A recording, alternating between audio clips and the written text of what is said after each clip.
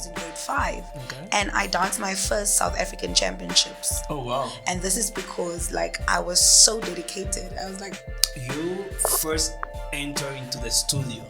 How was that moment for you? showed me a movement on the day actually that I watched them when I went to the library. She showed me a movement. It's called a hockey stick, right? Okay.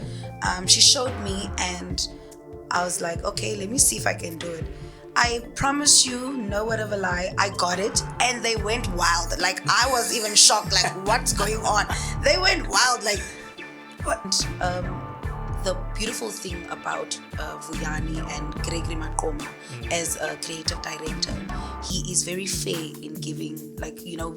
We've got in ballet, we've got principals, we have solo artists, all of those things, and it's not a thing of you a principal you are going to get a part or whatever. He gives it to people that is deserving. What is that thing that people need to know about Vuyani that makes it different from all companies in South Africa? Be different. Oh. Be different. Hello dancer, welcome to another episode of Free Dance Podcast. Today I have in the studio someone that I only met recently, but she has already made a really big impact in my dancing. She's a professional dancer, choreographer, and amazing person. Please, let's welcome Roseline. Hello. Hello. How are you? Good. Thank you for coming. Thank you so much for having me. Good. This is really nice. Thank you. Good. How are you feeling? I'm okay. I'm feeling much better from Good. last week, but Okay. I'm much better. Yes. Good. I'm feeling good. We were talking about. I know you. Let's say I know you since 2 weeks, 3 weeks now. 3 weeks. 3 weeks, yeah. And the first time that I met you, I was amazed how you explained when we were dancing and doing your class. And I said, please, I need to have her on the podcast. Yes. I need to have her on the podcast because I think you have so much knowledge in what you do that people need to know who you are. Yeah. And I'm pretty sure they know, but I want you to go deep and discover why you become this person. Yeah. And yes, thank you for giving me the opportunity to do this podcast with you, and hope you enjoy it. Oh, thank you. It's only a pleasure. It's only a pleasure. Super. I think let's start from the beginning. Well, tell me why you're starting this world of dance. Yeah. So, starting from the beginning, I mean, I am actually from a small community called Annandale now at the moment. However, I was raised in El Dorado Park. My mommy died a few years ago. Actually, not even a few years ago. It's years, over 20 years now. And my mom now, which is her sister, took us in, to stay with her. And the one day I went to our community hall in Annandale. That's south of Johannesburg.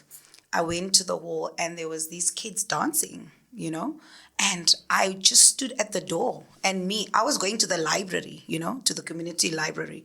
And I stood by the door and I was watching these kids dance and I was like, I want to do that, And at this point, I was like a 9-year-old little girl. And I was like, I want to do that. That looks so nice and interesting. And because I was a vibrant child, I was like, that interests me.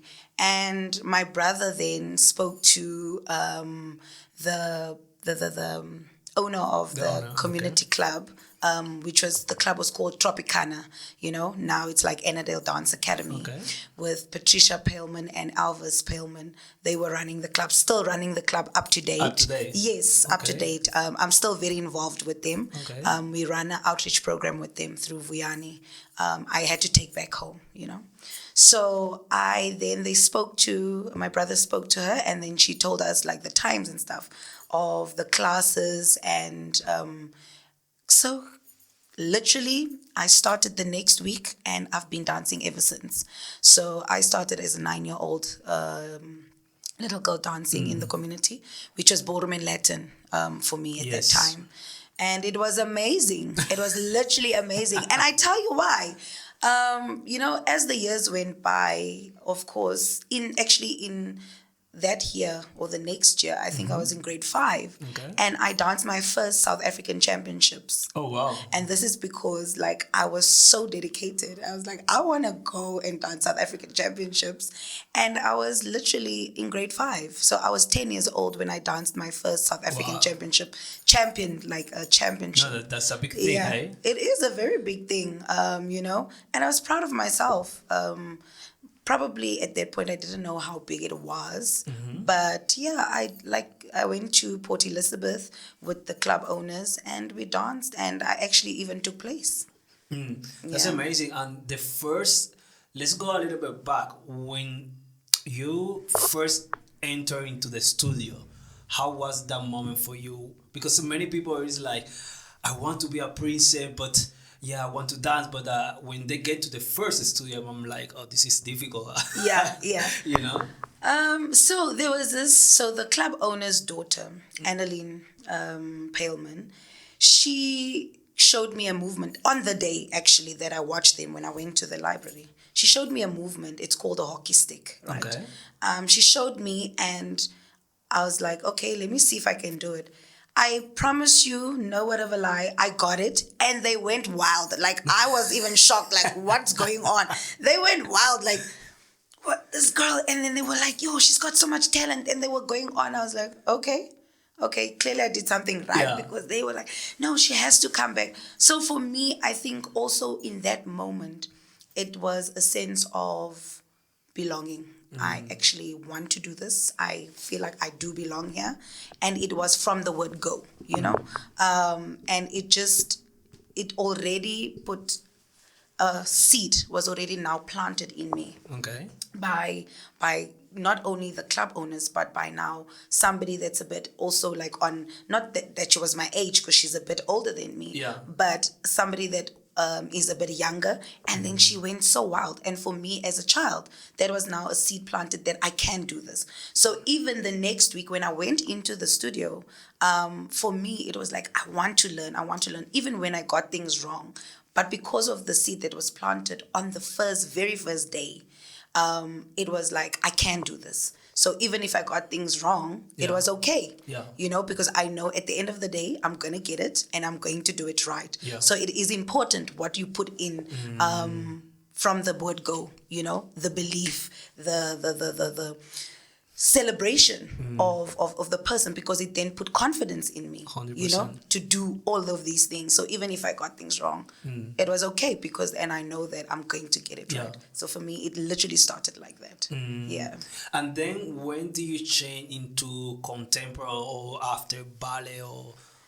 So, because I believe you are trained like in Latin, ballroom, contemporary and ballet. Yeah. So how was that change for you? So in the club, growing in the club, we had different people coming to teach us, At that time, they were still not really understanding about theatre.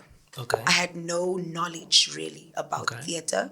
However, the dancers that came in to teach us, which was teachers back then, like we had like Pule, he's now passed on. He came and gave us modern dance. They called it modern dancing, that was now close to a bit of contemporary, like storytelling dancing. And he came in, and then they used to come and teach us dance and stuff, for us now to go and dance for other people. Okay. Because this is now not competitive dancing. This is now more for the entertainment, for people, dancing in front of people, getting paid for the gig or whatever the sort may be. But at that time, we are still like really young, so we didn't really understand, but we were now taught modern dance. Okay. And then also within that, Auntie Patricia, she's very close to Joburg Ballet. Okay. And then she had like Toriso, Kitty. What is our teacher? I think Kitty mentioned the other day, I have Kitty like in the beginning of the podcast, and he mentioned that they were training with that person. He lives in Israel now, could be? In Israel.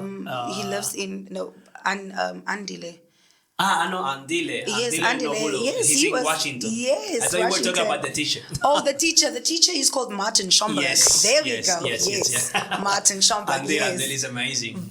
too much, too It's much. amazing. So he sent some of his students, which was now, they were our teachers. He sent them to come and teach us ballet. And believe you me, I was not the most easiest student. And I don't mean like learning.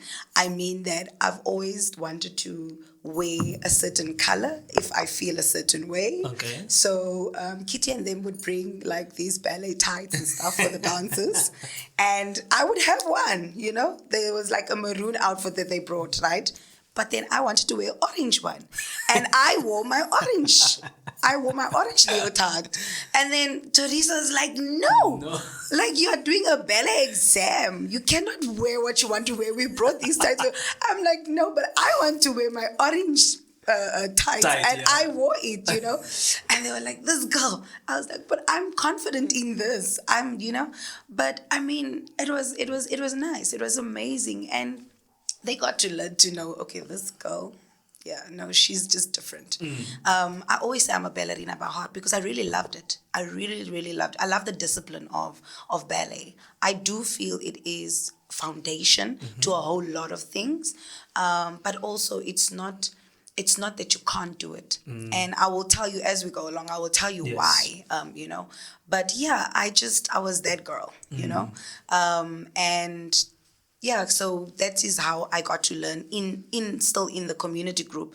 And Patricia bringing all these teachers in to come and teach us all these various dances and stuff.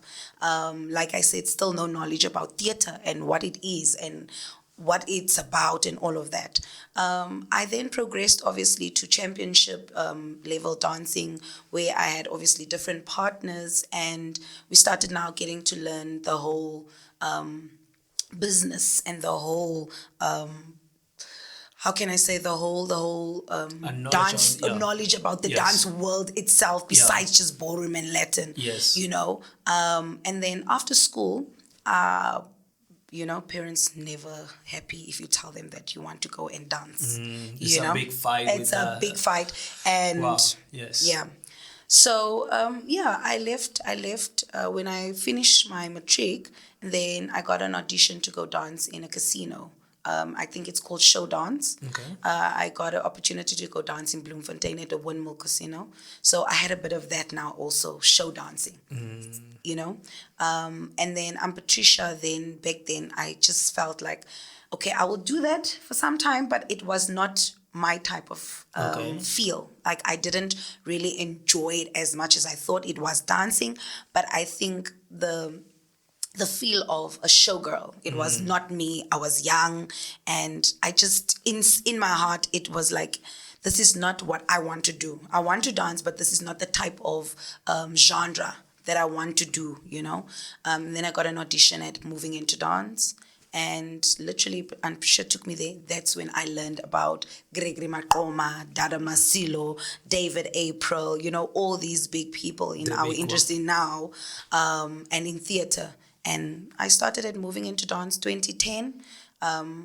Left there and went to Vuyani 2011, and I'm there ever since. Before we go to Vuyani, because I want to get there, how important was the support of your family during all this career? You know, like, because when you are younger, especially when in a country that people doesn't know much about what is dance, we have dance culture, like the African culture, but we do in our town, but not like a showing into the theater and people going pay. How important was for you to have the support of your family? I think back then there was the support because, you know, growing up in a colored environment, you know, there's a lot of stigma around drug abuse, alcohol abuse, violence, you know, gangs and all of those things. So in the beginning, of course, it was like it's a mural activity. The child is off the street, doesn't have to entertain all the funny things that are happening or get to learn funny things, you know, that we parents like think we do when we are with our friends or whatever the sort may be. And there was a lot of support. There was a lot of support because doing Ballroom and Latin is not a cheap sport. It's because you're not getting paid. You are paying. You understand? You are paying to basically get the dresses, all of those things.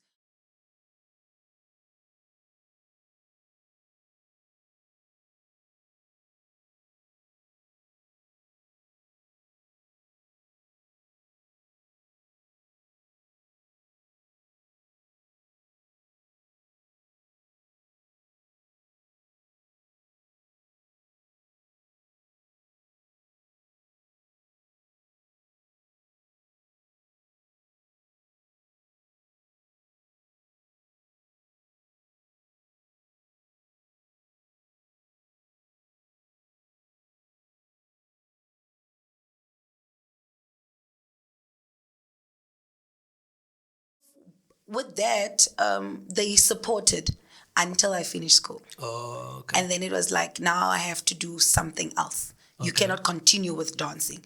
And at this point already, I've learned there is a whole level of different careers that I can go into and still dance, you know. But they do, like, your parents doesn't want to hear that. You must become the lawyer, the doctor, Yes. you know. And I think with my personality or my push, also, I'm very adamant. If really, like I said to you, I wanted to wear orange leotard, I'm going to put on that orange leotard. And I really wanted to become a performing artist because I enjoyed it, and it filled my soul. It made me happy, and that is what I wanted to do. And if I'm going to get paid for it, well, that is a bonus, because that is what I wanted to do, you know. Yeah. You know, sometimes there is a moment when you are learning how to dance that sometimes you feel like, I want to give up, or I want to keep doing this because I love it. When was the moment you say, either I'm going to stop because I can't do it, this is too difficult, and when you say, no one's going to stop me, I'm going to crush it? I think that point came, like I said to you, that point came when I then came back from Bloemfontein for this audition. It was the point where it is either you're going this way or you're going that way. If you're not going to make it for this audition, then you definitely have to go to school. You have to go and study. And I made it for the audition. And I didn't think I would because of my background. I'm in South Africa, known a colored girl in South Africa, and I'm going to an African contemporary company. They're not going to take me. This is in my mind. They're not going to take me. I don't have anything to offer them. And there was a bit of doubt in that. So, but when they took me, it was yet another, how can I say? It was yet another stamp that, listen, if you put your mind to something, you can actually do it. But in this now, there needed to be a compromise as well. Because I need to do something else besides this as well. And that is the sad thing, though. It is a good thing, and it is a sad thing, because now you not really doing fully what you love, and knowing that whether you get paid for it and you will be fine financially, emotionally, all of that, and you are good, now you have to have a plan B. So that is when now all of that had to happen, because I was now becoming a young woman that needed to take care of myself and not depend on parents. So at this point, I'm not going to get paid. I'm a student at a company. I just left a job that paid so much money, but it wasn't fulfilling me. You know, it was not fulfilling me. And I was 18 years old. I was 18 years old getting 14,000 Rand. You understand? So for me to leave it, it was like, what am I doing? Yeah. You know? I mean, you need to have very confident on you to leave a thing that you know that at that point, the 14,000 Rand is... It's a lot of money. A lot of money. It's a lot, like for an 18-year-old that just got out of school. And that's why I love the way that you teach and love the way that you talk, because you just give confidence to people that doesn't have. In that day when you say, guys, pop, I was like, I don't know if you see me when I look at you, I'm like, okay, because the way that you transmit everything, it just feels like you were there. Yeah. You felt that before. Yep.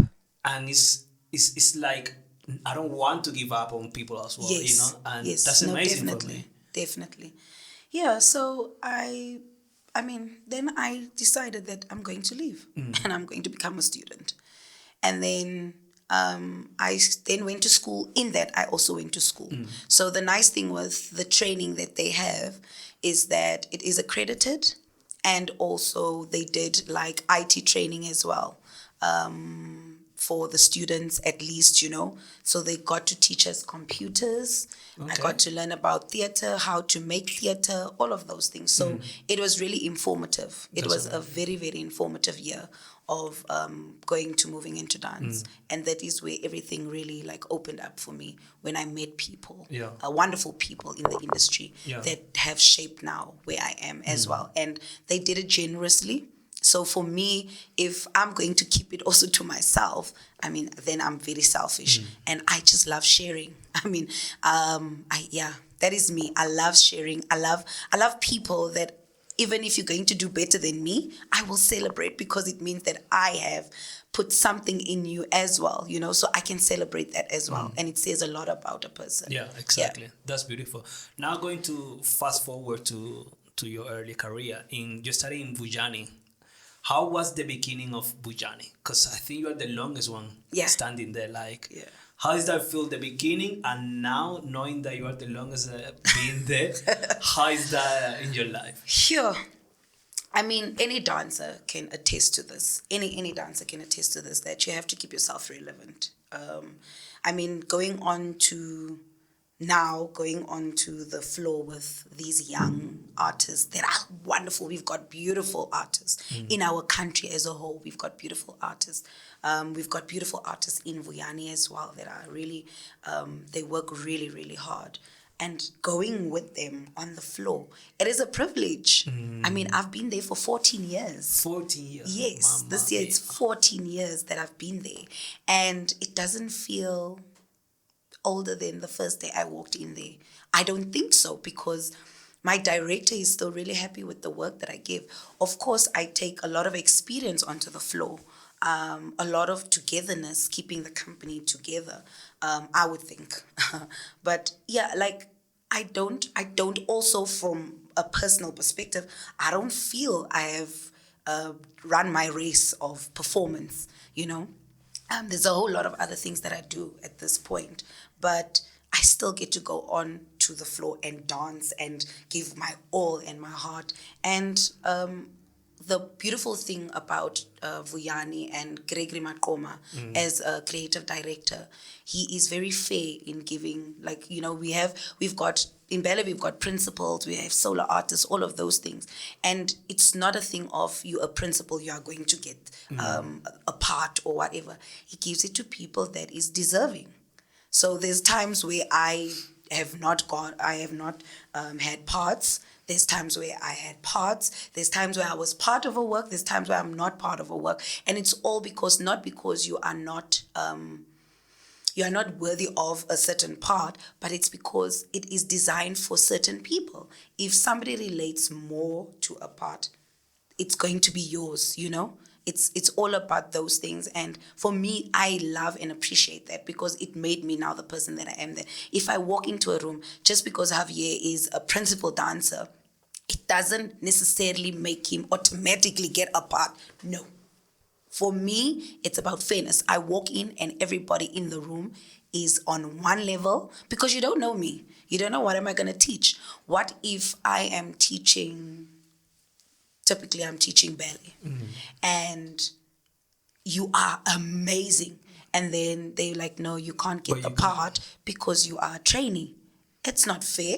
That's not fair. And it's also not fair to the choreographer. Let's say if I have to choreograph, it's not fair to the choreographer as well. So I just think fairness for me. I love fairness, and I love just working openly. If you give me, I will receive, and if I give, receive. Greg always says that you have to be a sponge, You have to be a sponge and empty your sponge, because then you have to fill it up, and then you can empty it again and fill it up and empty it again. So be a sponge, and I've always wanted people to be like that, myself even being a sponge, learning, all of those things. Yeah. You've been there for 14 years. There is any perform that you have, like, you feel the most sentimental and emotional about it, like you say, wow, every time that I do this piece, or just make it move me? So there's definitely quite a few. However, the piece that for me really made me feel that I am where I'm supposed to be, it's called Rhythm Color. Okay. So we did Rhythm Color. It's one of Gregory's works. And,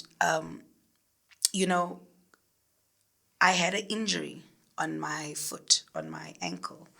And it was the performance that was supposed to get me a promotion, basically. So the company was going through promotions and stuff. And Greg is like, no, like we'll still give you the promotion. I mean, like, you've worked so hard. We know, you know? And I was like, no, I'm going to dance. And my physio, Shalom, he came to the performance. And that's what I said. That's the type of person that I am, that when I have connections with people, it goes beyond just your professional, what's this account, basically. It goes beyond that. It becomes a friendship. It becomes more than that. He came to the performance like, Roseline, are you serious? I'm like, do something, because I really want to perform, because I felt like I don't want to let anybody down.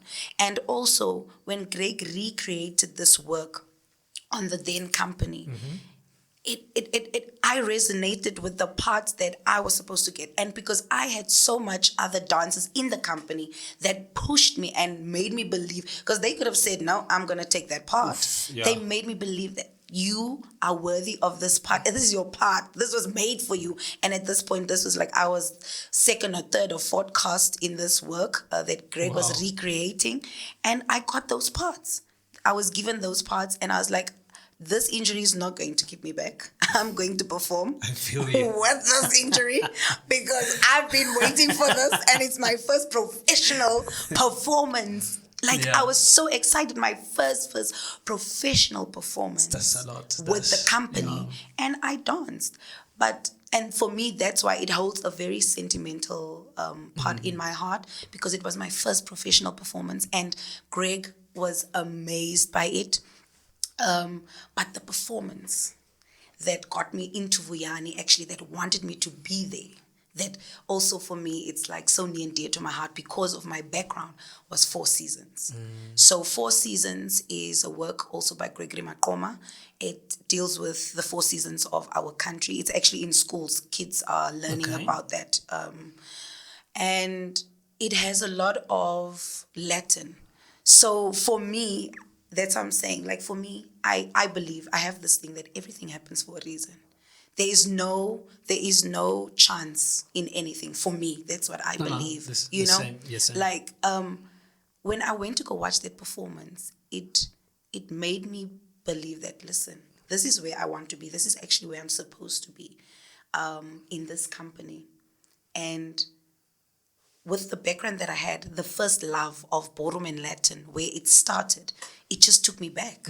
Like, okay, this guy, he fuses things, and it means that I want to work with somebody like that. I want to fuse what I have with whatever you are going to give me, and then we are going to create this whole explosiveness. And that is where I wanted to be, because it spoke to me, you know. And it's a piece very, very Latin American, very vibrant, very, you know, but it wasn't even like, when you read the synopsis even of the work, it's about literally wars, tsunamis, all of those things. Sure. But the genre he used is very, very like Latin, Cuban, samba, you know, all of those things.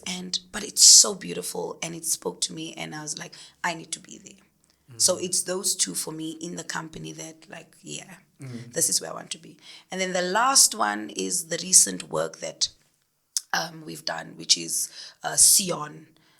You know, that is very deep for everybody, I think, that has watched the work, because it speaks about death and what it does to us, and how we've all become such professional mourners in this world, and it doesn't stop. Every time it's just like R.I.P., R.I.P., you know.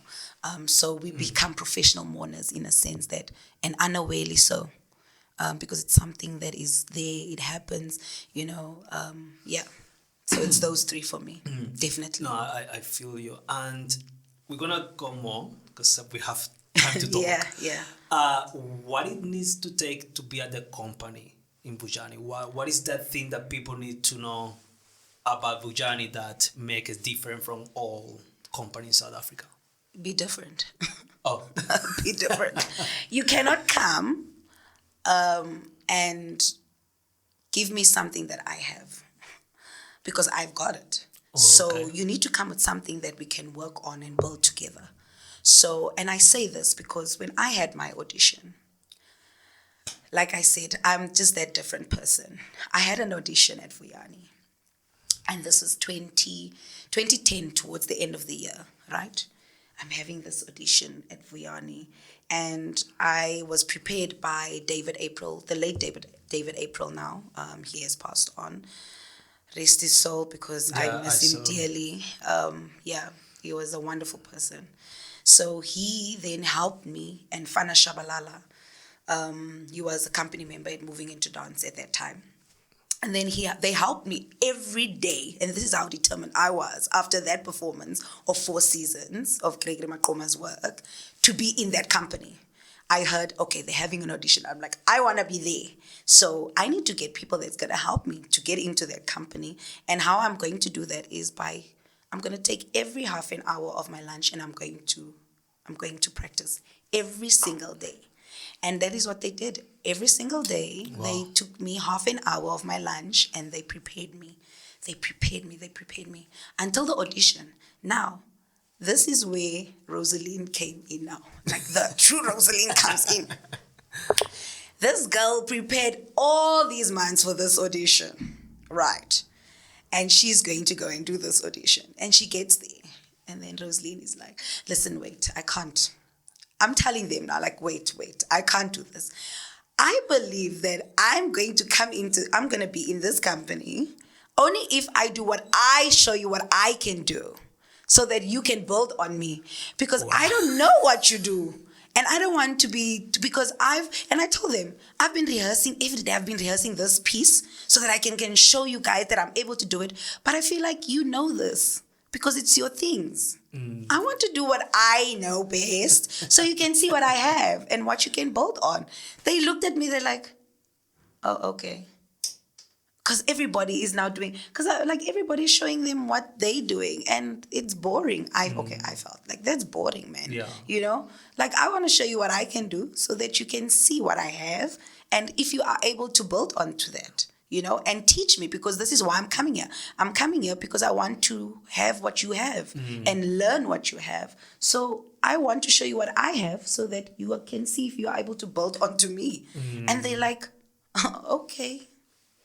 Let's do that. What do you have? I was like, what do I have? And then this guy is called Sean Mutupi. He could see, like, he's a Latin dancer. He could see, okay. And he asked me, do you need music? I'm like, yes. And I told him I'm a Latin dancer. I want a samba because I want to show that. He's like, oh, okay, no, it's cool. And he's also a Latin dancer. And he was part of the company. Yeah. So he's like, okay, let me play just a song for you. I'm like, any song, it doesn't even matter. I just want to show what I have. And I did that. They were like, they stood up and they clapped hands. And then I was like, okay. Wow. Okay. And they're like, that is what we want. Because first of all, besides you showing us what you have, you showed us a leader. Nobody has guts to stop an audition. And be like, just what I mean. I'm gonna show you what I know. You're not going to show me that. Yes. And like, you showed so much trust also in yourself and belief, and you trusted us enough to say, like, wait, listen, I don't know these things. I come so empty right now that I don't know any of these things, but I can show you what I have because I want to learn what you have. And I did that. And that is what then grabbed, at that time, our assistant artistic director and Georgina Thompson and Gregory Makoma and Luyanda Sidia, the people that were sitting on the panel for this audition. And it grabbed them. And guess what happened straight after that? Everybody that went after me asked to do their things. Wow. And the students that I then became students with at Vuyani, we were 6. We were all different. There's a guy, Xolisile Bongwana now. He's now, like, they call him Xoli B. He's a singer, and he sang and danced on that day on the audition. And he's like, I'm not a dancer, but I am a singer. I can show you what I have. Because it's a performing arts company, you know? It wasn't just about dancing. It was about everything you know? So, and then he became a student. We had Ntlantla, Buisa, we had Prudence, we had Malshwani, a really good friend of mine, Malishwani Khatebe, you know? And Wesley, we became the students at the company, which was really beautiful. And it was because now this girl, she decided she wanted to do something totally different, and and literally the rest, It's I'm still history. there. Yeah, I'm still there. Do you find any difference between 14 years ago to now? Definitely. I can tell you definitely. Of course, it comes with a whole lot of challenges. There is sometimes within this 14 years that I was like, yeah, no, maybe it's time for me to go. But I believe every time something stops me from leaving, and I'm still there, And there's reasons for all of that. It means that my journey is not done yet, because I could have left a long time ago. I mean, besides the company being in, there's like a time where all companies in South Africa had a lot of financial issues, I could have long time go and teach, because that's what I did. I did a teaching course at UNISA. I graduated and I've got the certificate for it. I did teaching, like 1 + 1 = 2. Yeah. So I could have long time decided, you know what, I'm done with this. Yes. I'm going to go and teach because I need stability. It was never about, yes, you need stability, but it was never about the money for me. It was never about the The material material part, part of it. It was always a fulfillment in my heart, because I really needed to trust that feeling, and I do trust that feeling. The company still gives me that. I mean, there's a lot of things that happen in any company which people fight amongst each other, people argue, you want to leave because of a person. And one thing that Gregory always says is that never leave because of someone. Don't leave because of someone. Sure. It means that it's prematurely left. You've left somewhere prematurely. If you're going to leave, it's because you want to leave and it's the right time to leave. So if somebody makes you so angry, take time first, go through it and say for yourself, like, maybe it is time for me to leave, but it is now my decision, influenced by obviously what happened. Okay. But it is a decision that I am taking, that I am going to leave. So that when you leave a place, you leave it healthy. It was a decision made very consciously that I'm leaving. Yes, there was a situation. However, I do feel maybe it propelled whatever else is coming next, that I need to, maybe it is time for me to leave. But not momentarily that we fight and I'm like, I'm gone. Because tomorrow you are going to regret that decision. And there was quite a few moments like that at Vuyani. And Greg would always speak to me and come back and like, are you sure? Like, it's easy for somebody to let go and make somebody leave. I mean, that director, Greg, he doesn't need to beg me to stay. There's always somebody better than you, But I feel our journeys are so also connected somehow that I didn't. He needed me to be there. I needed to be there, to this point where we are right now. And so this is what still kept me there, and the values and the morals and all of those things of the company, the essence of the company, why he built the company in the first place. It is what is keeping me there at this point. Not to say there is no challenges or there is no things that obviously us as young artists that we are now learning and trying to improve. It's not to say that there isn't those things that can help the company, but he's never close to trying to build something new, trying to help. He's building leaders. He's building the future generations. And that is what I love. And that is what I want. And this is how I want things to be in our industry, in this country, for that. And he's a fighter. He fights for us. And that is what I want. I want to fight. I want to use my voice to fight for performing arts in South Africa, cultural exchanges. I want to fight for such things, because I think it's really valuable. And I think it's really... how can I say? I think it's really, really what we need as a country. And also the trust of where I am today is because I trusted this little feeling, and I was able to still obtain certain things that we would say that life wants us to have. Your car, your house, the material things of being a working person, because we work for those things, right? We work for cars, we work for clothes, we work for... But I got those things with the love that I had for my career that I chose a deliberate decision that I made, very conscious about it, to make that decision and stay in this career and trust it and trust the process. You see, I knew that you needed to come to the podcast. I knew it. Yeah. Yeah, you are a dancer as well and choreographer. Please talk to me about all your career, because I have here like you have many. For example, Born to Share is Human. Yeah. Please talk about that one, because I've been reading that one is very deeply for you. How it came to life, that career. Right. So most of my work, not even most, all of my works are very personal to me. And I don't know, is it because I try and be very honest to myself? And Born to Chase Human was created because we are so fascinated, like I said now, about your cars, your monies, we are so fascinated with worldly things that we forget the connection between a relationship and any relationship.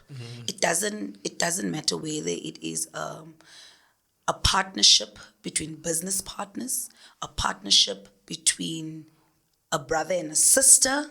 There's relationships in that. Just the fact of relationship, we forget about the human element in that we chase what it's so hard to obtain. And even when you get there, or when we say, we set goals, right?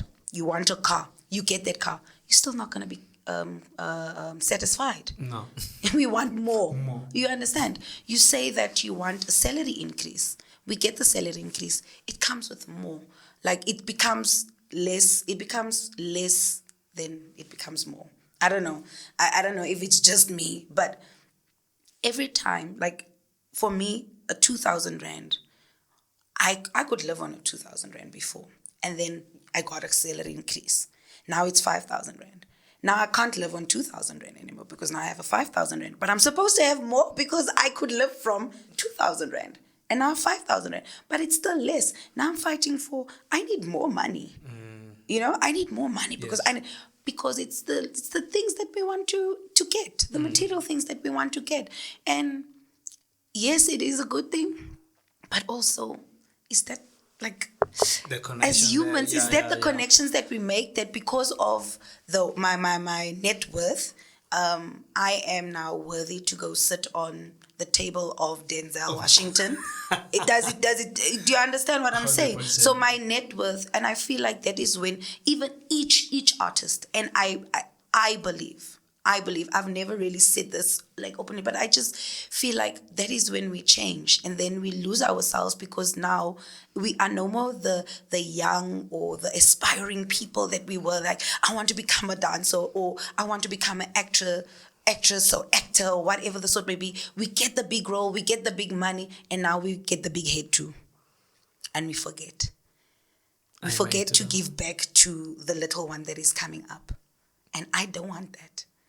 I really don't want that. There's one thing that I've always said. I've said in my community, when they ask, do you know Roseline? Do you know what they will ask? And you can even go try it. You should come to my community just once. I'm not saying everybody knows me, but when you ask somebody that does know me, do you know Roseline? You know what the first thing is they're going to say? The dancer. And that is how you want to be remembered. Not the person that has the big house, the big money. Yes, those things are there, but all of us at some point, that doesn't mean anything if you're not going to do something with love, with passion, with giving back. I feel strongly about that. I feel this is why even now I'm literally giving back to the club that I started with when I was a 9-year-old girl, going to a library. I took Vuyani. How do I give back? I don't have the whole money to be giving the club. But what I do is that there's a program at Vuyani. Can we involve Annadale, please? That is how I can give back. I give back by doing programs like I did last year. I did a program for Women's Month, where I invited schools to come and sit down and talk to people that they said to me that these people will never say yes to you to come and do the talk, the art talk, Women in Arts talk. like, because they always say no to us. So I said, because of the person that I am, and because I know what I've planted in people, they are going to say yes. And they did. They came, and they came to sit down for the whole day, from the morning till about 3 o'clock in the afternoon. They came and sat and spent time with those learners from National School of the Art, also learners from Annandale. They came and they sat there. I had 50 learners that came out, and I did it on, if I can tell you, I did it on a budget of 0. I had one of my former students that I used to teach in Annandale, that is now a CA in the UK. He sent money to buy gifts for those learners. Oh, wow. Without wanting anything back. But because he said to me, I'm just saying thank you to you, because you are that teacher that believed, and even now you believe, you check up, and he's like, I'm doing it for you. And he sent the money, we bought the gifts. The same thing with my founder. He's like, Roseline, we're not going to cancel this thing. So what is it that you need? I'm going to buy it, which he did. He bought some of the things. I put in my own money because I believed in this program so much. I put in my own money. I have friends, the little bit that they donated, the 100 rands, literally because they believed in the program as well. Like Julia, that's one friend, like she's like, yay, Macy. She's like, Macy, we're going to make it happen if. And even the little bit, just believing in the program that I wanted to do, the little bit that she put in, she's like, we are going to do it. Oksalayo, we are going to do it. And we did. We did, And I think people sometimes forget that the willpower is more than you, as much as we say, like, we need this money from here, we need that money is. If you have that willpower, you can literally make anything happen, and you just need to know, you yourself need to know what you have planted in, who you've planted in, so that when you do go knock on a door, as much as they can't maybe give you everything that you want, but there's something that you will definitely get out of that. Most definitely. Yeah. What can I say? I feel you. That's why right now I'm thinking, and the way that you're talking, I feel like you're the chosen one. You have? The chosen one to be in the dance industry and change everything. Yes, that is literally Born to Chase Human. It's about those connections. It's about going back, going forward, not letting go. All my works is so connected. Like Born to Chase Human is also a stepping stone from the knot. So the knot was dealing with the knots that we create with each other. Yeah. Our entanglements, basically, like paths that so we are so attached to certain things at times that we don't know how to let go, because we are so precious about them, and it's a good thing. It is a good thing, but also for something else to blossom or for something else to be beautiful, sometimes we need to let go. And it's really hard to let go at times, it's really hard to let go. But sometimes if you let go, we start seeing either you manifest sometimes things, we start seeing things blossoming. It's like, I should have let go of this thing a long time ago for it to become like this, because we are the people that close our own paths because we want to be too attached to some things. Sometimes, we say antique. We love antique. It's okay to have antique, but let it be there in the shelf. And look beautiful. Don't make it your everything and your all. And sometimes we do that. We forget to live in the moment. And living in the moment means things change every single day. It doesn't stay the same. And we forget to do that. So Born to Chase Human is basically a stepping stone from that, from the knot.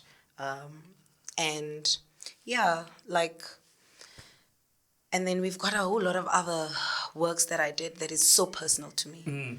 I see. I saw that you are the one that I wanted to talk about as well is the one that is the Reeling James. Cry the Beloved Aldos. Yes, that one. I promise you that work now for me, I feel like I need to bring it back. It's so relevant now with the things that are happening in the colored communities, Yes. of the gangs, of the drugs, and all of those things. It becomes, it's a personal thing to me because I've got family in these colored communities. I've got brothers and sisters' kids. My brother's daughter literally just got murdered by a police officer that she was seemingly dating, you know? So it's that personal. It's that personal to me.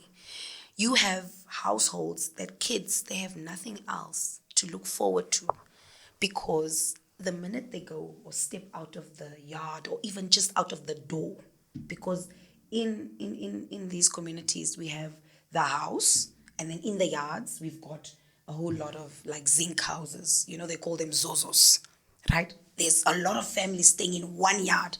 There's about like 4 or 5 families staying in one yard, and these are different people. It's not even like family to say that it's Roseline's brother and sister or Javier's brother and sister and they all It's just stay. No, no, no, different no. people. It's different people, because there's no money to have their own houses or whatever situations they go through, but they stay in these yards. So even if I'm teaching my child that this is wrong, you don't do this, and the child is young, but the only thing that the child sees when the child walks out of their door is the neighbor drinking, the first thing in the morning, drinking, doing drugs, for whatever reason, which there's a whole lot of other reasons. I'm not judging people. Listen, I'm not judging people, but thank God and bless my heart that I knew what is right from wrong, but how do you mitigate that for a young child if it's the only thing that I see?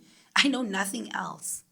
I know nothing else. I wake up and I see these people drinking on a daily, going to steal, doing drugs. It becomes a joke for kids. They even make fun, and that is how you start disrespecting even adult people, because now they are doing a wrong thing, and then you start making fun of them because of the funny things that they start doing when they are intoxicated or when they are high on these drugs and stuff like that. So for me, I was like, what can I do? How do I use my voice?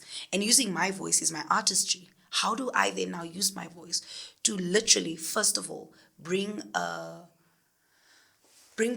sense of awareness that, listen, I'm a young adult and this affects me so much. Can you imagine? And if I can do something about it, because I can't take each little person out of their home and going to put them in a safe net just so that they are okay.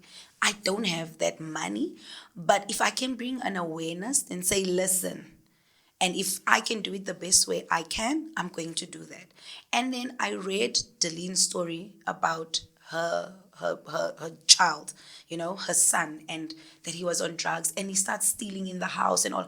And then she wrote a letter to the president, which the president did then answer to her and came to El Dorado Park and stuff. And for me, I was like, I want to be like that mother. I want to be like that mother. And I want to do and say something with how best I can, because it does affect us. It really does affect us. If I can tell you, I took also the outreach program of Vuyani to El Dorado Park. These kids they are talented. They can sing, they can dance, but we don't invest in them. We don't give them a voice. We don't listen. We move out of these communities, out of El Dorado Park. If you've got the money and you don't want your child to end up like certain individuals, what do? We move out of these communities. Exactly. That is not also, yes, it's good for the family, but it's also not helping the situation. It's just like covering It's up. covering it up, Yeah. basically, you understand? So I'm not saying people can't move out of these communities, but what I'm saying is that if you've got influence, if you can do just one good deed, one small thing, and imagine all of us do one good thing, because I don't think any parent wants their child to end up a drug addict, yeah. or alcohol Alcoholic, abuse, yeah. and I don't think so. But if we do one good thing on a daily, and everybody does that, that believes in it so much, the community itself will be so beautiful. If we take out those people that are doing all these wrong things and not shy away from them, I feel like that is how we are going to fight these things. And then we're giving our kids, our future leaders, our future dancers, artists, we're giving them a voice. We're giving them a fighting chance, because us just leaving it, it's not giving them a fighting chance at all. It is not. And that is what Cry the Beloved Elders was speaking about. All these colored communities that in South Africa, people shy away from. If I can tell you, they said the other day on the news that crime has gone down. And I'm asking myself how, when every single day in Eldorado Park, this is now just one colored community, right? I'm not even talking about Cape Town. I'm not talking about Rivoli, all these places, Bosmont, Westbury. I'm not even talking about those communities. In Eldorado Park, every single day, our youngsters die. They are gangs. I sat in a bus the other day, and these young boys that are still in school, are talking about how are they gangsters and this gangster and that gangster, and they are not scared and they can come. It's just like, I'm like, listen, when I was your age, like, I was so happy for my dancing, like, we can't even go to these communities anymore and teach freely. We have to lock doors. We have to be closed. People are scared even for that, you know? And I'm like, and then I asked this boy, I'm like, is that what you want to become? Yeah, my brother, because they have nobody else. They look up to their brothers, because everyone is scared of your brother. And your brother is that brother. Everyone is scared of your brother. And I'm like, this is so sad. I was heartbroken. But also me, if I had to sit there and not say something, oh gosh, yeah, then that would not be Roseline. And I asked him, and I was like, listen, do you know that you can become anything that you want? You don't need to become a gangster. I am a dancer. And they're like, yo, like they know. I'm like, I'm a dancer, and I've seen the world just because of my dancing. I've seen the world. You can too, with anything that you want to become. You can too. With this little thing that we thought a 9-year-old is just going into a library, going to dance Latin, and it will end there. No, it went beyond that. I've seen the world with this little thing, because I was so determined and I was so willing and wanting, and I've seen beautiful things. It's changed my mind. Also, how I look at things, how I receive things, and also the passion, the passion of having something inside of you, and it's not just a facade. And no, there's more to life than just the things that you see in front of you. Sometimes we are the ones that need to open their eyes and see the world. Then, if not through our eyes, then how else are we going to save these kids from? Because it's not going to stop now. How else are we going to save these kids? Just so that because there is beauty. Oh my gosh, if you should see the talent. There is so much talent. And also our stories are not being told. And this is why I come here and I'm like, thank you so much for having me. Thank you for having me. I might not be your celebrity, but there's good stories that come out of these communities. Very good stories. We've got big people in the industry that have good stories. But also these big people, it's also me challenging them. How do they give back to the community? How do you pay your dues? How do you pay it forward? Because we know what is happening in our communities. We are lucky enough or fortunate enough to have turned the other way. We are fortunate enough to have become a better person, to say. So how do we make sure that whoever else is here behind us, they also become better people for our own communities and for our own safety? And then that has a ripple effect on everything in our country. Everything, not just performing artists or singers or whatever. It has a ripple effect on everything, on crime, because it is those kids that become your criminals because they have nothing else to look forward to. So how do we make them see that there's a lot, there is so much more? And we have to start somewhere. We really have to start somewhere. And you are doing that. I'm doing that. Um, No, I am. yeah, yeah, yeah. Definitely. I have to. For my child. I'm a mom. Mm.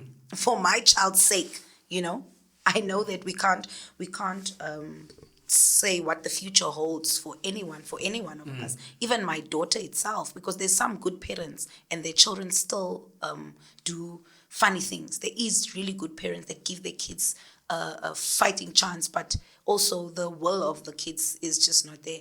But as a mom, if I'm not going to do anything, what am I saying about me and my child? If I'm not going to do anything, because I want tomorrow, I want the next person to guide my child. It's so funny. In the olden days, they used to say that your mother or your neighbor is also your mother. We used to be so scared that if I see Uncle Javier, he mustn't see me, I'm going to run away because he's going to tell my mother. Yeah. Now, a child just don't care. they don't give a damn. Nothing. They can smoke in front of you. They can drink in front of you. They do all these funny things in front of you. And you're an adult and they don't care. And believe you me, if you start questioning them, they will ask you, are you my mother? Or why? Yes. Why can't? Why? Exactly, everything. Why? So for me, I want my child. I want my child to know that at least one day, like her mother fought not only just for her, but for any child, and not just also a colored child. Of course, it's going to be personal to me because I am seen as a colored woman in South Africa, and it is in the colored communities where we have most of these problems, honestly speaking. And I'm trying to change that for me because it's also things that I wake up to, it's things that I see. So, but it's for each child, any child. And even with one of my works, with identity. With identity, yes. For me, that was tapping into bloodline. Our blood are all like, it's the same color. We are all the same. We are all the same, whether we like it or not. You've got two eyes, I've got two eyes. You have a nose, I've got a nose, or whatever the sort may be. But the minute you cut me, it's red. I'm red, you are red. Exactly. Yeah, so it's the inside that matters. It's not what you see on top, the dark skin, the light skin, the white, the Indian. It's not about that. It's about identity, the depth of identity, which is what color is your blood when you cut? Inside, does your organ have a certain color? Or your organ is not like, what do you have that I don't have? Yeah. That makes you so different. You understand? Yeah. So for me, that is what identity now then tapped into, that we are all the same people. We are people. We are human. And that's why I'm saying all my works connect so much, so that I just want us to start, when you look at me, have you ever seen kids that are raised in a house that is very healthy? And I say this very deliberate, healthy. Because then you'll see them play together. A white child and a black child, or a colored child and an Indian child. You'll see them play together with no expectations, with no reservations, with no, why are you, no. Yeah. None of that. They play purely because they're enjoying each other's company. Right? They see one person. They see one person. They see a boy or they see a girl. That's it. And why can't we see each other like that and do the same?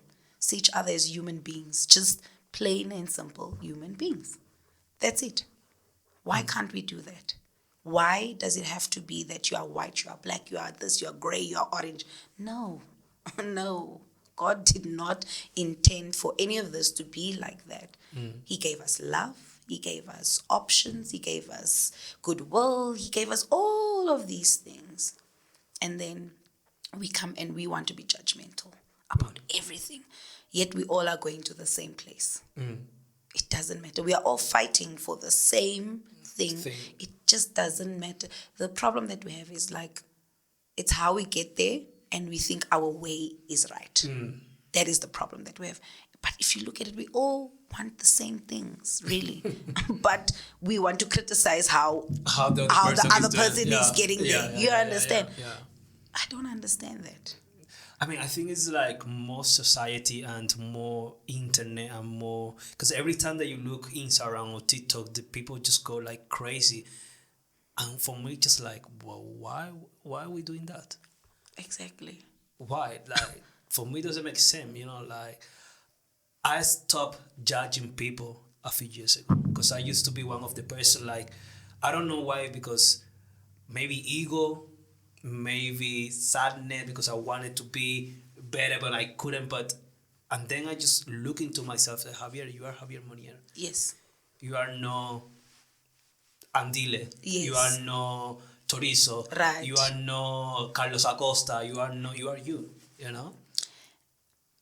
You saying that, it is exactly how I felt. Funny enough, a few weeks back, if not a month back, that is exactly how I felt. I said to myself, "You are Roseline, and you are you." Sometimes, as much as I am a very confident person, as much as I'm a very giving person, but sometimes I was like, I just needed some of that. What do they call it? Like I just needed to have to believe in it, basically, and I didn't. I forgot what it was to believe in me because I felt that I needed to be validated by other people. And I reminded myself that this is actually my validation. And can I tell you when it was? And no word of a lie. The day I walked into W Groove, I was like, and your creative director, Holly. I promise you, the conversation that I had with her was amazing. And it wasn't even about why I'm there, which was coming to teach dance and all of that. No, the conversation we had was about how are you? Who are you? How are you feeling? I shared some little personal things with her, which she also did the same. And it then made us connect on a whole different level. Now, guess what happens? It opened up a beautiful, or rather, we then created a beautiful foundation for the both of us, because we know now this is where we want. This is the type of relationship that we want to have or establish in whatever it is that we are going to move forward to. Maybe this is God's way of bringing me to people that believe so much so and believe in you, believe in the cause, and it's not really about, yes, the creation, but there is a reason for a whole lot of other things. She could have asked anyone. There's like I said, there's always somebody better than you in anything that you do. There's always somebody better than you. She could have asked anybody else. But I believe in fate. I believe in everything happens for a reason, and it happens at a particular time where it's supposed to happen. Because I felt so low in my spirit. I felt like, like maybe this is not for me. Like, I don't know. And that day, I was like, what? What? Miguel, this woman, like, she validated me. Funny thing is, funny no, before I joined the company, I want to give up on dancing. Wow. I said, I had enough. Yeah. And Ruan called me and said, bro, talk to Holly. Yes. Nah, Ruan, I just want to train. Yeah. I just want to, Yeah. and look. Do you understand? you know? Yeah, Ronnie is like that person. He's like that person. He's like, he also called me, like, listen here, But like, I was like, maybe, like, cause sometimes we want validation from the wrong people. And it's right there in front of you. And I decided there and there that, you know what? I'm worthy of whatever it is that is coming. I'm worthy, and everything does really happen for a reason. And I went to church 2 weeks ago, and you know what I prayed for? I prayed to God. I said, God, please, because I feel like it's something that keeps on coming back to me, and it hurts me. It does. Like, from a human perspective, honestly speaking, we do things, or like I said, we do things not really with the expectation of getting back, but with the expectation that if I give you a glass of water or whatever, if you see that I need water, you're going to come give me water as well. Not because, yes, I gave you water, but because I've shown you kindness. You expect the kindness back, basically. Yeah. We really do actually sometimes do things with the expectation of, the receiving. And I said to God, God, listen here. I think I've been bad in this. That because of my situation, I feel like now people needed to be by me or be by my side, or you know what I mean? And I'm like, please give me a purer heart, in the sense that I don't expect things. Please, I've been guilty of this, God. I said I've been guilty of this, that I want to do things. If I'm going to do it, I'm going to do it because I want to do it, because I always want to do things. I want to help. But God, when the tables reverse, please let me not talk about them. Because I've been doing that, God. I talk about things and I don't want to, because when I did it because I wanted to do it, and I did it with love. But because now I feel that a particular person or particular people are hurting me, now I want to talk about what I did. Please let me not do that. I'm very guilty of that. And please let me not do that, because I don't want to be that person. I don't want to be that person. Yeah, I don't want to be that person, because I became that person. That it's like, this person, I did 1, 2, 3, 4, and then, oh gosh. And I was like, God, please don't. Please, you know what? Because I needed to be made aware also of those type of things. And I was like, please just be there. If I'm going to be validated, it's literally in front of me. So many people validate me on a daily. I even validate myself without even seeing that. I even validate myself for the fact that I could get up in the morning. Every morning I get up. There's people that can't even get up with the situation that I'm in. People can't even get up. My doctor is so shocked. Like, you are still walking, because I'm supposed to be having these pins and needles. Yes, I do get some of these effects of my illness, but I get up and I do it because I've got this extra push of me. I've got this extra spunk, and I do it and I say, thank you, God. This is you. This is so you. This is so you in me. And I will continuously pray for such things. And even in the dancing, I want to take that into my class. I take that. When I teach somebody, one thing, like I said, with validations, I taught a class at Vuyani last week, or it was 2 weeks ago. And the one, we have an open class to people just to come in. And this girl said to me, she's like, can I please speak to you? And I was like, okay, I'm going to speak to you just now. She's like, please, it's really important. And I'm like, okay, I'm going to speak to you just now. Let me just finish, because this was now after class.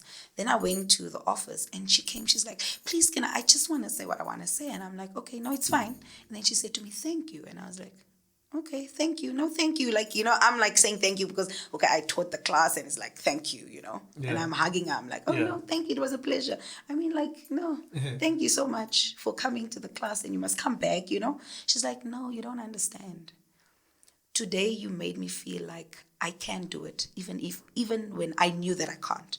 You made me feel like I can do it. You made me feel so wanted here, like I'm part of this team of you guys. And when I came here because I just wanted to dance. I'm not a dancer. I don't know how to dance, but I just wanted to dance. And you never made me feel like I can't dance, that I'm not worthy of being here in the presence of your company members, because you were teaching me with your company members. You gave me attention. You gave everybody the same attention. You gave people corrections. You gave me corrections. But how you made me feel, I loved that. And you prayed after you were done. You prayed. And I was like, yeah, I do that. Yeah. Like, I'm going to make you close your eyes. You know what I do. Like, I'm going to make you close your eyes and tell you, you are beautiful. You are worthy. You are, because you need to believe that. And where does that come from? Guess where does that come from? It comes from inside, And it goes back to the 9-year-old that went into that class in Annadale, that was taught something, and they went wild. They made me believe that I can do it. So anything that came after that, I was not going to believe that I can't do it. I can't do it. No, I can do it. I can tell you now. My partner he was choreographing for the Amapiano Awards, first Amapiano Awards, right? Josimang, right? And then him and his partner, his dance partner. So they were choreographing. And me, because I'm a piano dancer, you know? I'm like, I can't do these things, you know? And he said to me, he's like, listen, do you want to be part of this thing? I was like, me? I'm going to go dance like Buchwa and all these other dance styles. As much as I know I can do it, but like also it's going to be on national television and people are going to see it. And like I said, there's people always better than you. And I was like, heck no, I'm going to do it. I'm going to dance, you know? And they put me in. And I learned in 3 days because I came like later on the program because also there was somebody that didn't make it. They wanted, obviously. And the only other person that now like he had in mind is like, I need another girl. And he trusted me that much. They trusted me that much to literally, because he knows the person that I am. I'm not going to make something beat me. I'm going to do it. You know, I'm going to dance that Pansula or Zulu, or I'm going to do it, and I'm going to do it with so much respect. And that's where now my difference comes in. When I learn something, you have to do research about it. There's nuances that you have to know about something so that even when you do it, you're not being disrespectful to somebody that's professional 100%. In that thing. So then you do it with so much respect and so much and the willingness and knowing that, listen, if I do it, I'm going to do it right. I'm going to get it right and I'm going to do it. And that is exactly what I did. I did it. I got it right. I didn't look anything different than those girls that are actually doing this type of dance style. No, because I know myself. That's really fun. When you put your mind to it, you have to do it. Let me tell you about Joburg Ballet. So, like I said, I'm a ballerina by heart, right? Experiences and growth that made me. But I now realize how much it took away from me at the same time. For in life, you pay a price for everything, as birthdays have become text messages and graduations are phone calls and losses are ugly cries you face alone at night. And each time you get back to the mirror looks different. Is this who I really am? Do I ask self not to give up from the person in the mirror? For when I turn my back... Yeah, so Joburg Ballet, like Vuyani and Joburg Ballet have been working together for years now, like especially when they do like Romeo and Juliet and some of the other choreographies that needs like either boys or, you know. And then me now. Yeah. I'm like, listen, this is not going to be the second round of Romeo and Juliet that I'm going to be doing because I did it a few years back and I did it when I was highly pregnant. Oh, wow. The first time I did it. That was 2016. I did Romeo and Juliet. The very first time I did Romeo and Juliet. That was after I left the company. Really? Literally after I left the company. No, before I left the company, sorry. Really? Yeah. So I was like 2016 and I was jumping around that stage like it was nothing, hey? And I was like pregnant at that time with my daughter. I was jumping around and Beverly, she was the choreographer that they brought in to do the work. Yeah. And she loved me. Like, she would put me everywhere. Roseline, go here. And then she learned, like, this girl is actually pregnant. And I was busy running up and down and jumping. She's like, ah! Everybody was like, what the hell is wrong with you? I was like, yay, I'm going to be fine. Fast forward, we're doing Romeo and Juliet again. Recently, not so long ago, we're doing Romeo and Juliet again. And this is me. Now I've got my own goals now. If I'm doing Romeo and Juliet, I need to get a part in Romeo and Juliet. I need to be casted. And this is now a contemporary girl that is basically an extra because they call the company in obviously for more dancers to fill in these like ballroom parts in Romeo and Juliet, you know, the scenes and all of that. And I'm like, no, not this girl. This girl wants to become a harlot. I want to do that part because I'm able to do that. You know, why can't we also be casted for that? If you are going to do a collaboration between two companies and you're calling it like, a collaboration, then let's do it right. I want a part, but also having a part, I need to work hard for that part. Yeah. They were dancing. So now I have a thing where I will learn and you won't know that I'm learning because I watch rehearsals. I sit and I watch and I learn and I ask questions and I want to understand and the whys. That's me. So I did that. And then the one day they were like, scene, what. It's now the harlots. Let's take it from here. And people are dancing in the back. I stood up. I also want to dance. I went to the back and I started doing also. And then at that time, Lauren and Ian, they were the the artistic and the ballet the master. ballet, yes. And they were looking and watching. And they were like, and then she asked me a question. She's like, when did you learn that? Because like when I teach it, I'm like, no, I learned it by myself. I learned it like I've been and asking questions and then I would put on the skirt as well and, do the whole thing.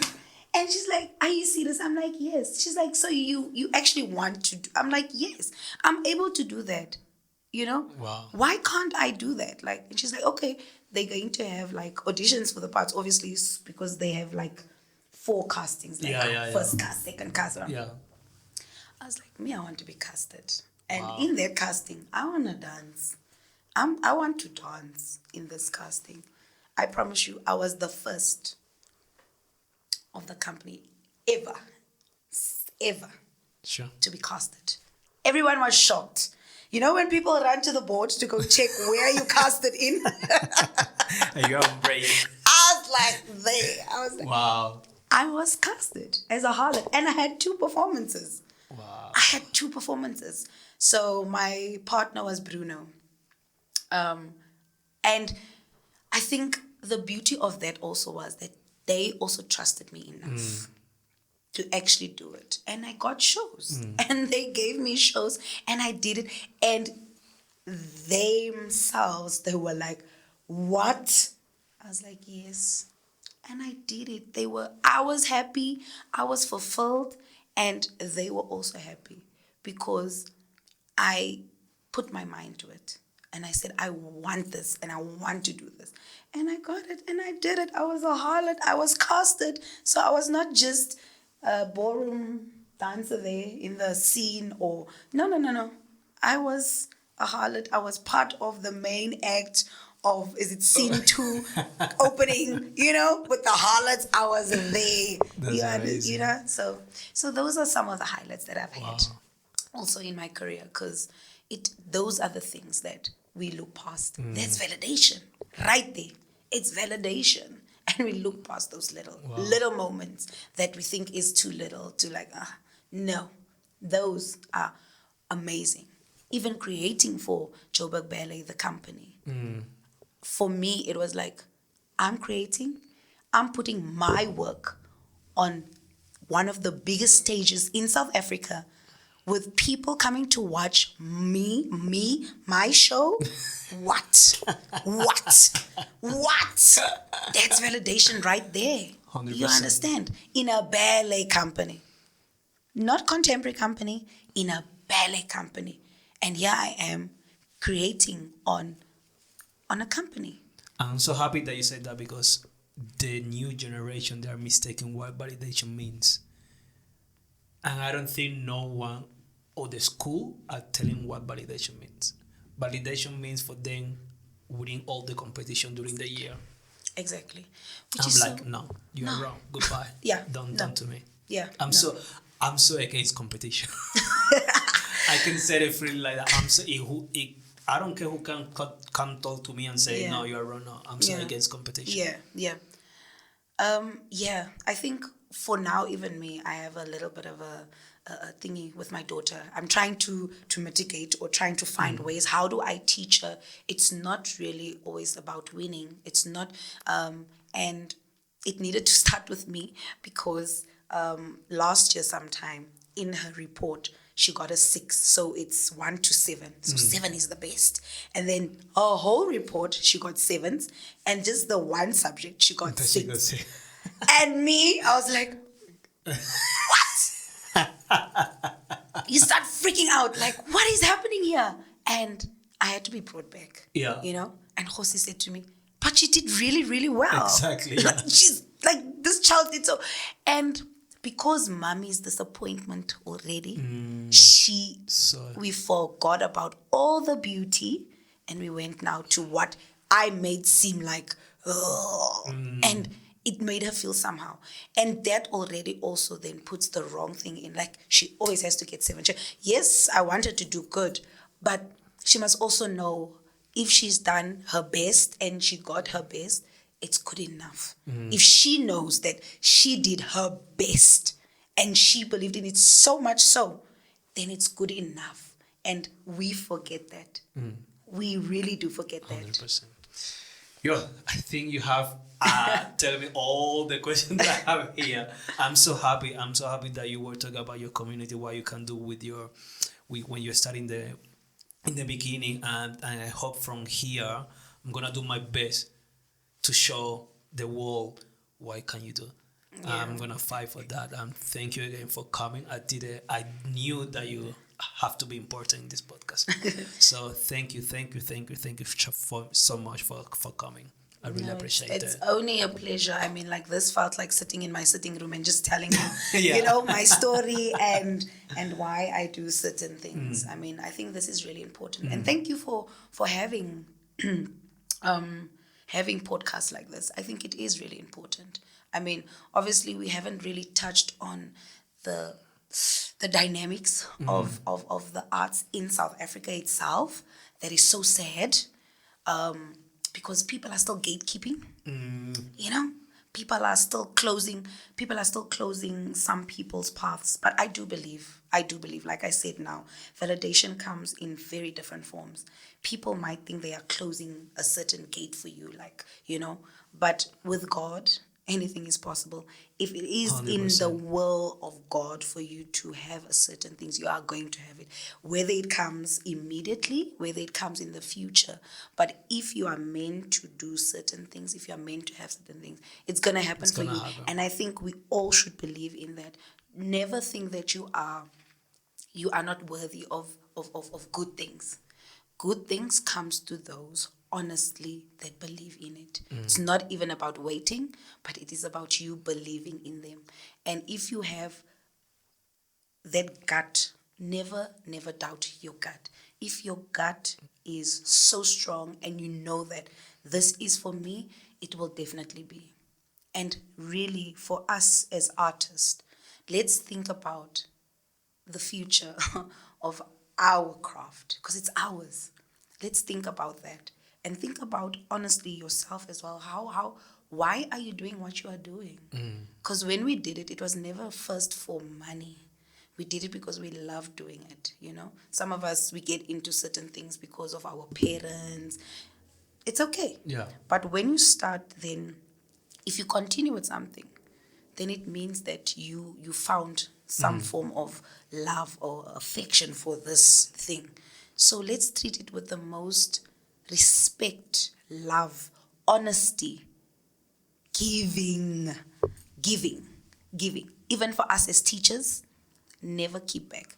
Give. The more you give, it's the more you will receive. And I'm telling you, receiving is not material things.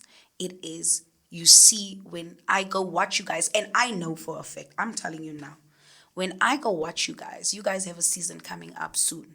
Right? When I go watch you guys, I know when I watch you, there is certain things, it might not be me teaching you ballet, but there's certain things that I've instilled in you guys about even yourself and about performance and about trust. And I promise you, because I've followed the company as well and I come and watch your shows, if I sit there and I watch, I will see me in you. 100%. Because there's a little bit of things that I know that you have to instill in people. It's not even about you teaching the ballet, teaching the content. No. You have to give that thing that makes you someone. Do you understand? Yeah. Do you understand? So for me, it's about that. And if that is not validation, then I don't know what is.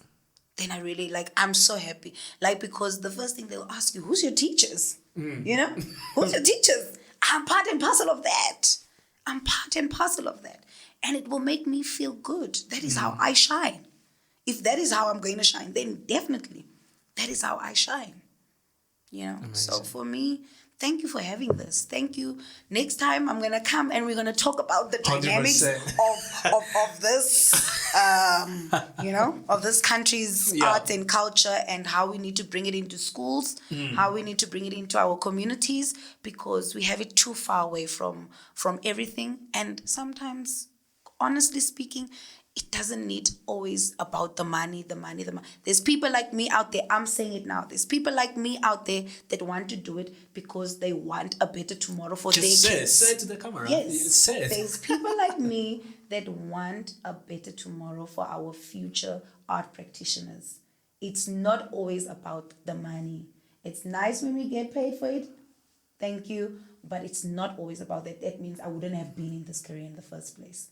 Please. So let us start thinking about that and give back. Thank you so much for having me. Drop the mic. Thank you. Really appreciate it. I think it's one of the best podcasts that I have done so far. Thank you. And I have done quite a lot. So thank you. I think you are a real, true lover of dance in general. I'm happy. I'm happy to have you here. Thank you. Super. Thank you so much. Super. Thank you so much, guys, for watching another episode of Free Dance Podcast. Remember to subscribe and like, and see you on the next one. Bye. Bye.